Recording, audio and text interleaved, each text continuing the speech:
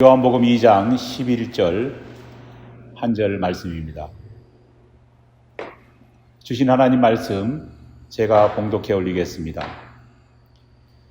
예수께서 이 첫 표적을 갈릴리 가나에서 행하여 그의 영광을 나타내심에 제자들이 그를 믿으니라. 아멘. 여러분, 기적을 믿으십니까? 요즘 우리 주변을 보면은 기적을 믿는 사람들이 점점 줄어들고 있습니다. 사람들이 왜 기적을 더 이상 믿지 않을까? 제가 그 이유를 생각해 보니까 그 이유를 국어사전이 담고 있는 기적이라고 하는 말 뜻을 통해서 어렴풋 짐작해 볼 수 있었습니다. 국어사전을 보면은 기적이라는 말을 찾아보면 이렇게 정의되고 있습니다. 과학 법칙에 의해 설명될 수 없는 이해 불가능한 사건. 사람들이 기적을 믿으려 하지 않는 가장 큰 이유는 바로 과학적이지 않다고 생각하기 때문입니다. 20세기 동안 정말 과학은 눈부시게 발전했습니다. 그러자 사람들 사이에는 과학에 대한 어떤 종교적인 신념 같은 것이 자리 잡게 되었습니다. 바로 과학에 대한 무한 신뢰입니다. 요즘은 이 과학에 대한 무한 신뢰가 점점 커지고 있습니다. 요즘 현대인들에게 과학적이라고 말하면요, 그것이 곧 사실이다, 진실이라는 그런 뜻으로 사람들에게 읽혀지고 받아들여집니다. 왜일까요? 사람들은 과학적이다고 하는 이 말 속에서 증명 가능한 것, 확실한 어떤 증거가 있는 것, 그런 뜻으로 과학적이라는 말을 받아들이는 겁니다. 그래서 자신이 저지른 범행을 끝까지 부인하던 범죄자조차도 과학 수사 결과 이런 증거가 나왔습니다, 이렇게 말하면요, 버티다가 순식간에 자백한 그런 경우가 얼마나 많은지 모릅니다. 사람들에게 과학은 이성적인 것은 물론 심지어 요즘에는 도덕적인 것이냐, 그렇게 간주되고도 있습니다. 이런 분위기 속에서 과학처럼 원인과 과정과 그리고 결과를 정확하게 밝히지 못하는 것처럼 비춰지고 있는 이 기적은 비과학적이고 비이성적이고, 그리고 이런 것들을 믿는 사람은 비도덕적인 사람이라 그렇게 간주하고, 기적을 믿는다고 말하는 사람은 사기꾼일 수 있다, 그 정도로 우리는 생각하고 있습니다.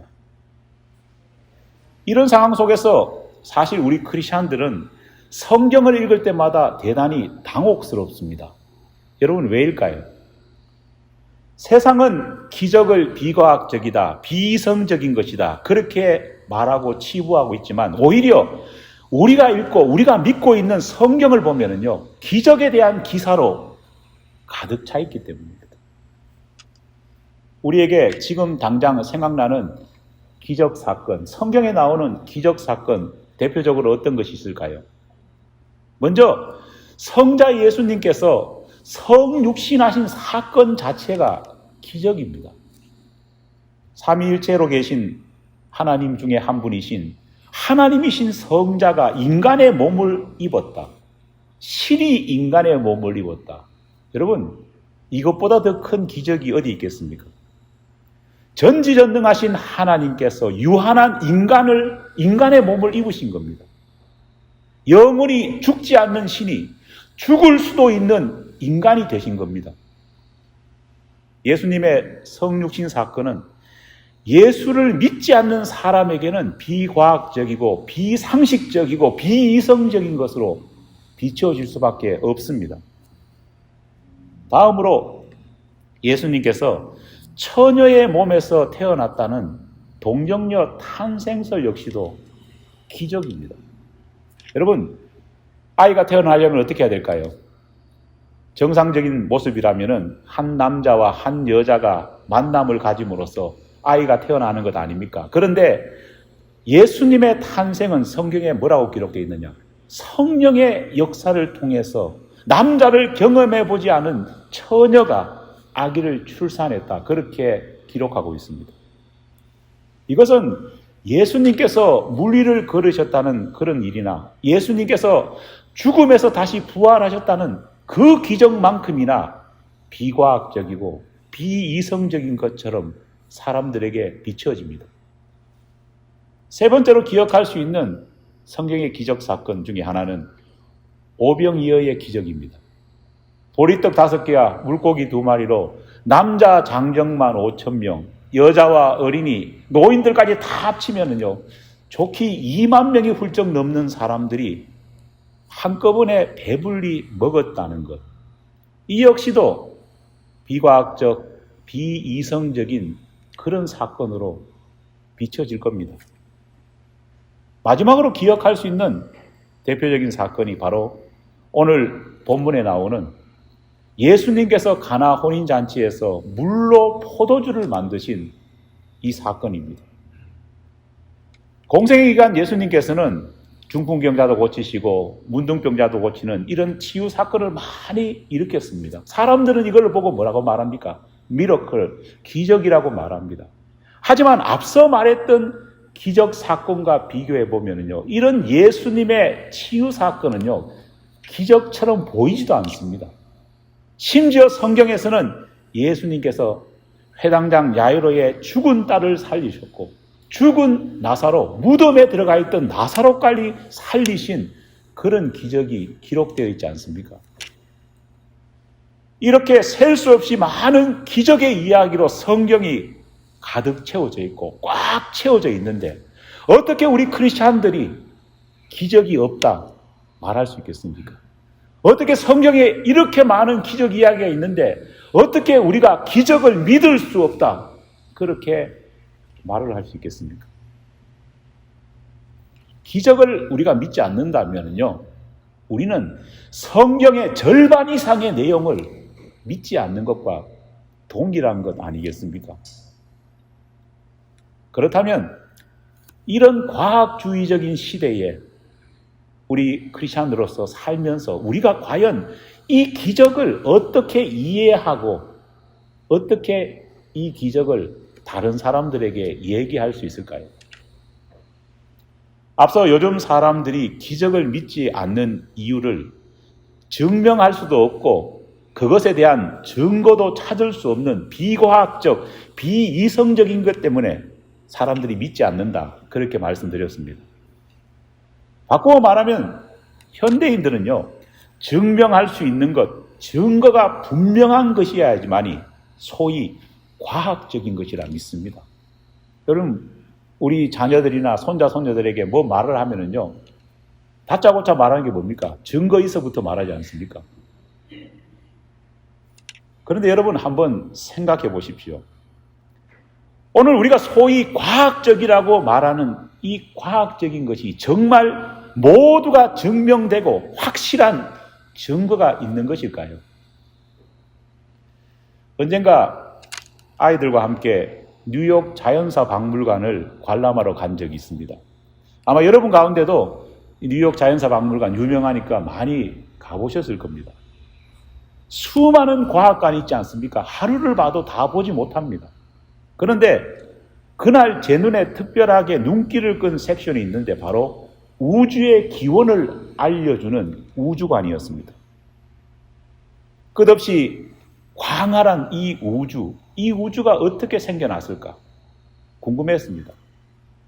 그 어떤 우주선을 보내도 말 그대로 조분의 1, 경분의 1도 도달하지 못한 이 넓은 우주가 어떻게 만들어졌는지, 어떻게 시작됐는지 궁금했습니다. 그래서 그 원인과 그 시작이 무엇인지를 말해줄 수 있는 우주관을 방문했습니다. 그런데 그렇게 방문해서 그 전시물들을 다 보고 설명하는 걸 다 읽어본 다음에 우주의 기원이라는 것을 그곳에서 뭐라고 말하는지를 알고 나서는요, 너무 황당했습니다. 세계에서 가장 규모가 크다고 말하고 가장 앞선 과학 지식을 담아서 전시하고 있다는 뉴욕 자연사 박물관에서 말하는 우주의 기원이 뭐냐? 빅뱅이라 그렇게 적어놨습니다. 1927년 벨기에의 물리학자 조르주 로메트르라고 하는 사람에 의해서 주장된 이 빅뱅 이론은요, 약 137억 9,900만 년 전에 응축되어 있던 무언가가 빅뱅, 말 그대로 펑 하고 터짐으로써 그 조각과 잔해에 의해서 그 조각과 잔해가 사방으로 흩어짐으로써 우주가 시작되었고 우주가 완성되었다. 그렇게 말하고 있습니다. 우리가 흔히 세상이라고 부르는 이 세상도, 생명체가 만들어지는 이 모든 과정도 먼 옛날 대폭발로 인해서 시작되었다는 겁니다. 오늘날 이 빅뱅 이론은요, 우주의 기원의 정설로 인정받고 있습니다. 학교에서 우리의 아이들이나 우리의 손자, 손녀들이 바로 이 빅뱅 이론을 배우고 있습니다. 모든 과학책을 보면은요, 과학자들이라고 불리는 사람들은 한결같이 우주의 기원에 대해서 이 빅뱅 이론으로 설명을 합니다. 그런데 문제는 뭐냐? 이 빅뱅을 지금 증명할 수 있냐는 겁니다. 이 빅뱅에 증명할 수 있는 확실한 증거가 우리 가운데 있냐는 겁니다. 증명할 수 있고 증명할 만한 충분한 증거가 뒷받침되어야지 뭐가 됩니까? 과학적이 됩니다. 그것이 과학입니다. 그것이 바로 합리적이고 그것이 바로 이성적입니다. 그런데 어느 누구도 어느 과학자도 이 빅뱅에 대해서 확실한 증거가 있다고, 확실히 증명될 수 있다고 말하지 못하고 있습니다. 그저 이 빅뱅을 설명하는 모든 설명서에는 theory, 이론, hypothesis, 가설이라고 하는 단어가 잔뜩 도배되어 있을 뿐입니다. 그런데도 소위 사람들은 이 말을 과학적이라고 믿습니다. 기본적인 증명과 증거도 되지 않는 이 사실을 우리는 철석같이 진리라고 믿고 있는 겁니다. 합리적이고 이것을 주장해야지만이 이성적이다, 그렇게 생각하는 겁니다.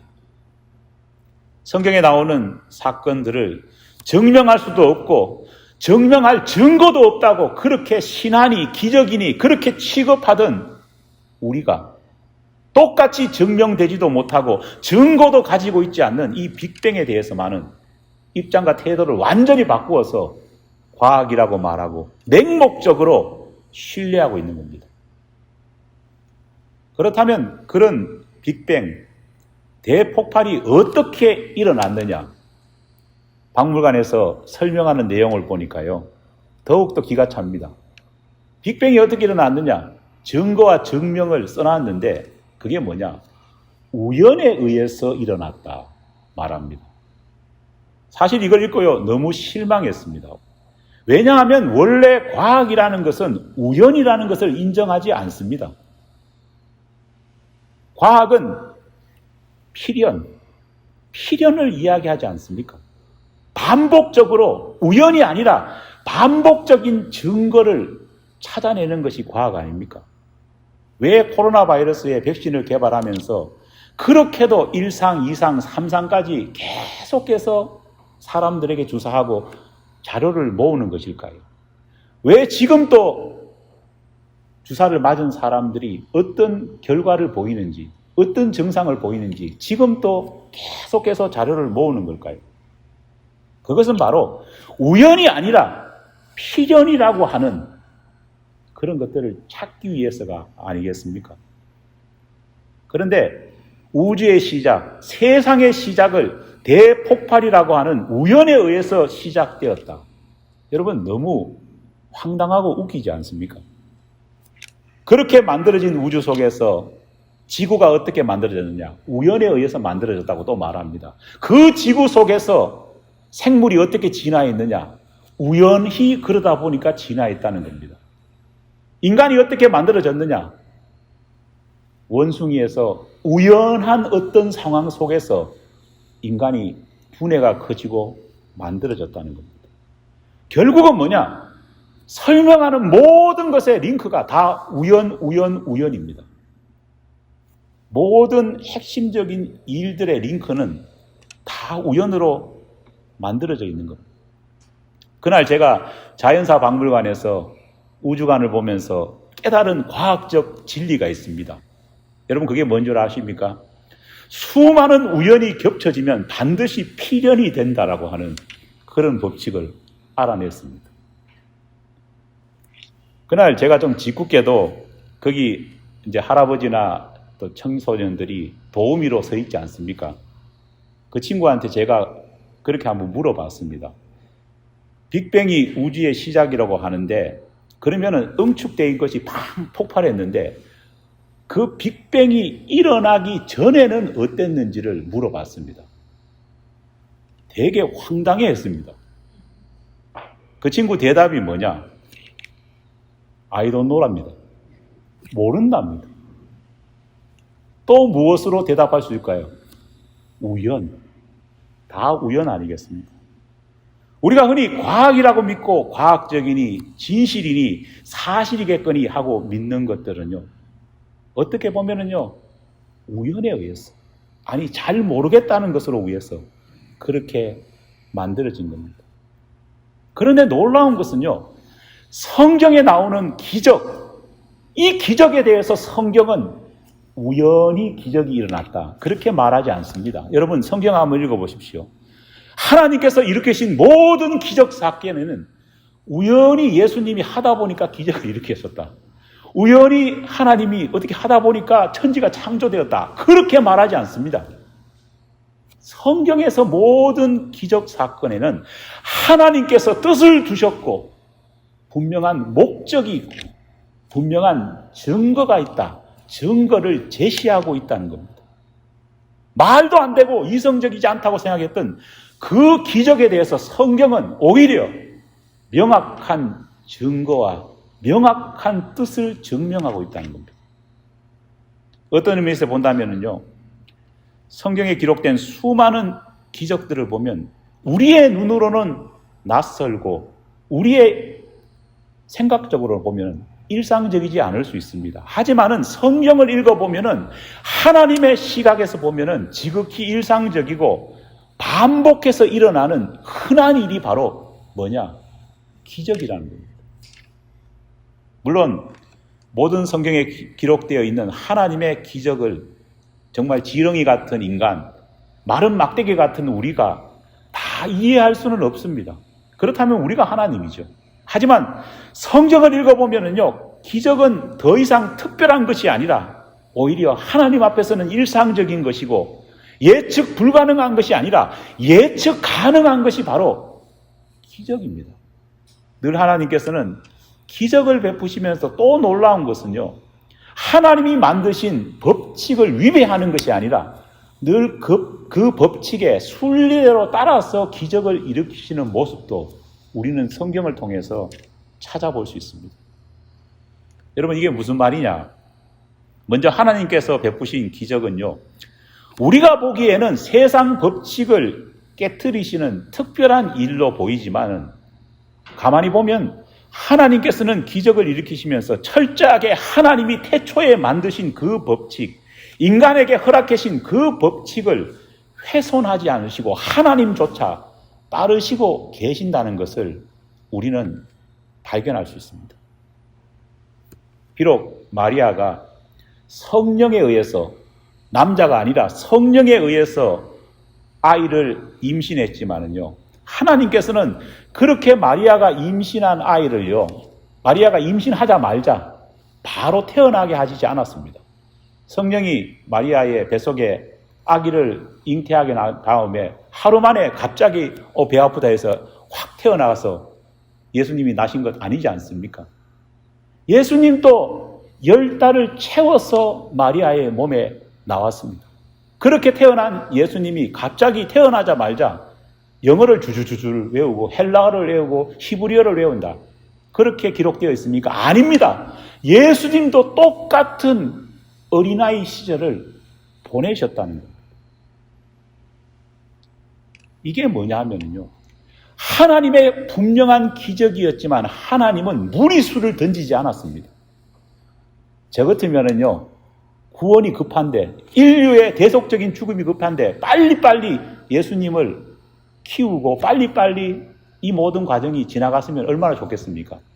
나시자 말자 당장 걸어다니고, 나시자 말자 성경 줄줄줄 외우고, 한 일주일 만에 바로 급한데 십자가 바로 지시고, 한 이틀 만에 바로 승천하시고, 재림도 그렇게 하면 얼마나 좋겠습니까?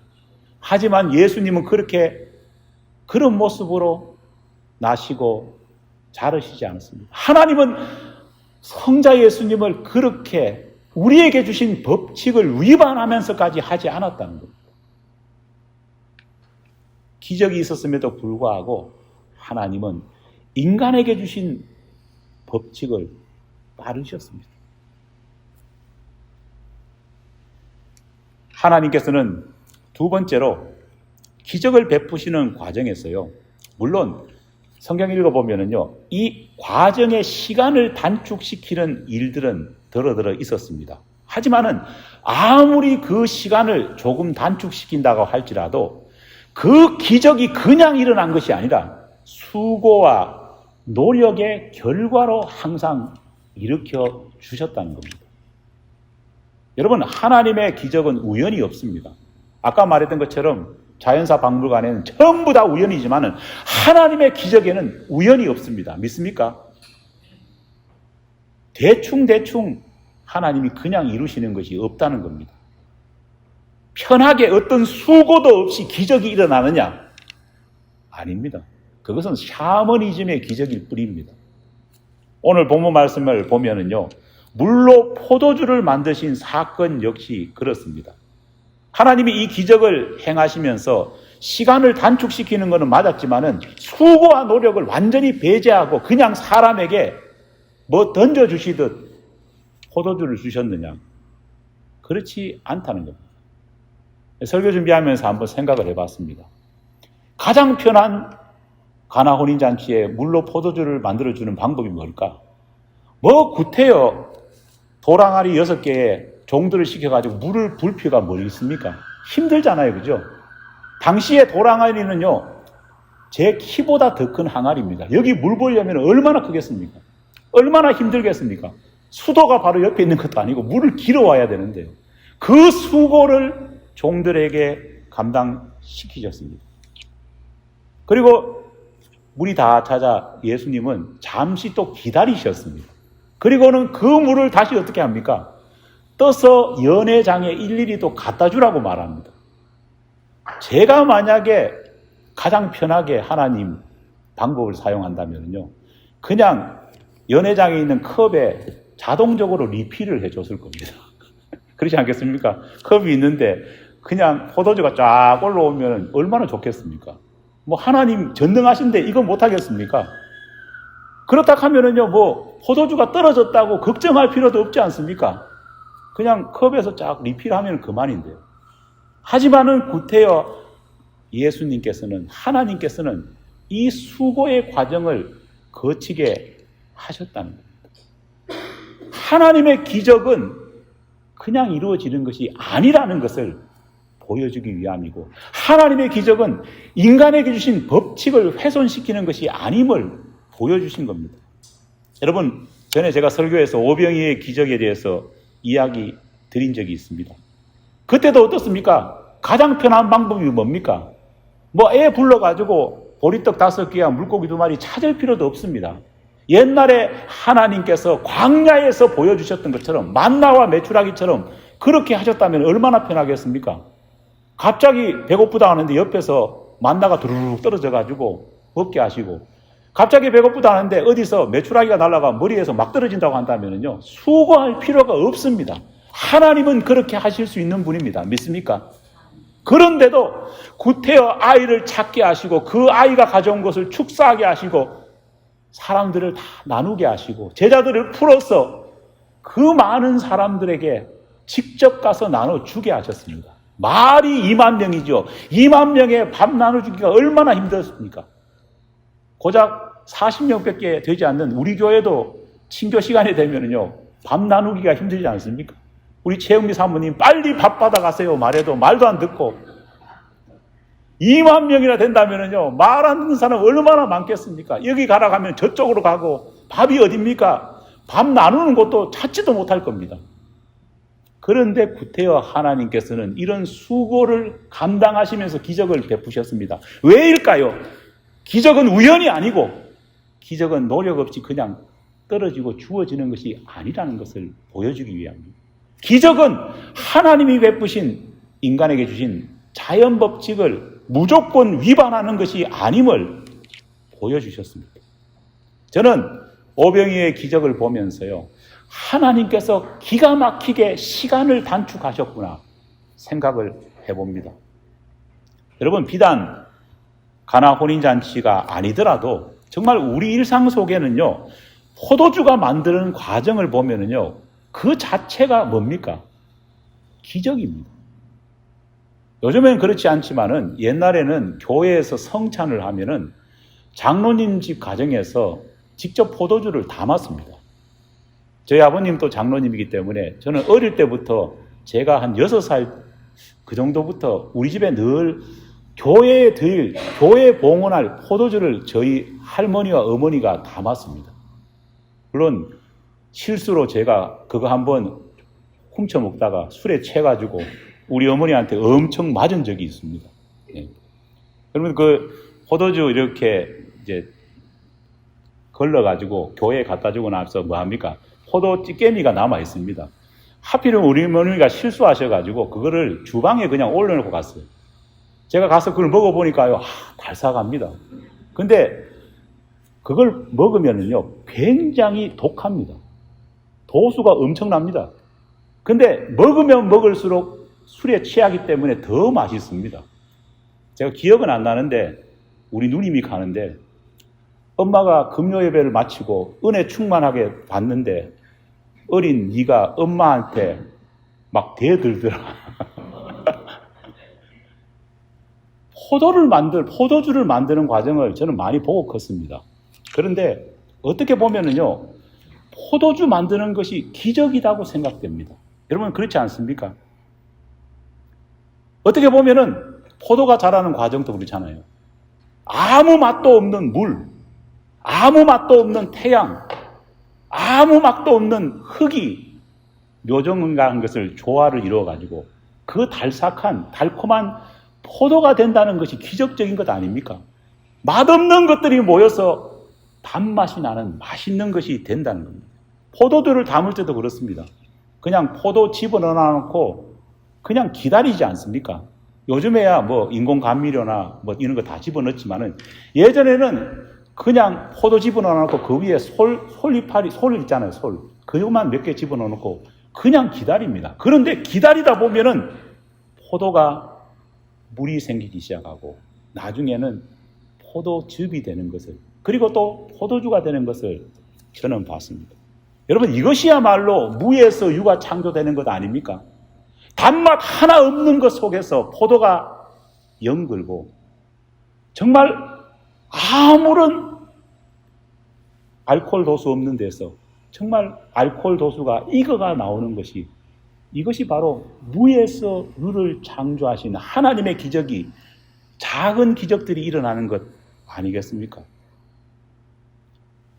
하나님께서는 분명 오병이어의 기적이나 특별히 오늘 보는 이 가나 혼인잔치의 기적에서도 이 긴 과정, 조금 이 긴 과정을 분명히 단축시켰을 것입니다. 그래서 그날 하나님의 기적을 사람들에게 맛보게 하신 것입니다. 실제로 C.S. 루이스라고 하는 유명한 분 계시잖아요. 이분은 예수님께서 물로 포도주를 만드신 이 사건을 어떻게 설명했느냐.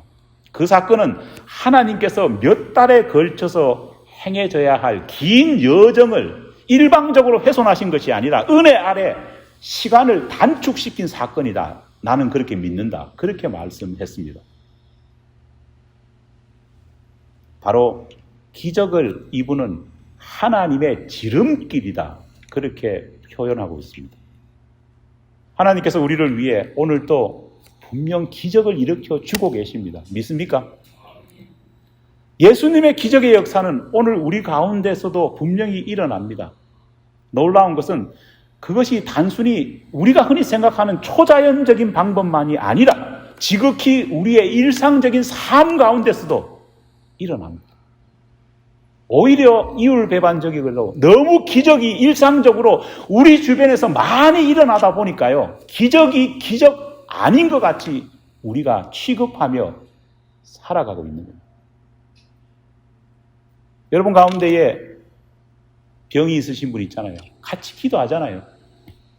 종양이 자라지 않고 병이 낫는 것, 아이고 뭐 기도해서 나으면 뭐 좋지, 넘어갈 수 있지만 이런 것 역시도 무엇일까요? 기적입니다. 우리가 순간순간에 위기를 당할 때 기도하지 않습니까? 그때 그 기도한 역사가 일어나는 것을 우리는 많이 경험합니다. 그런 것 역시도 뭡니까? 기적입니다. 하도 자주 일어나니까요, 이제는 기적이 기적같이 보이지 않을 뿐입니다. 돌아보면 우리의 삶은 기적으로 가득 채워져 있습니다. 왜 성경이 그렇게도 기적을 많이 말하고 기적으로 가득 채우고 있느냐? 그만큼 하나님께서는 우리의 삶 가운데에 수많은 기적을 일으켜 주시기 때문입니다.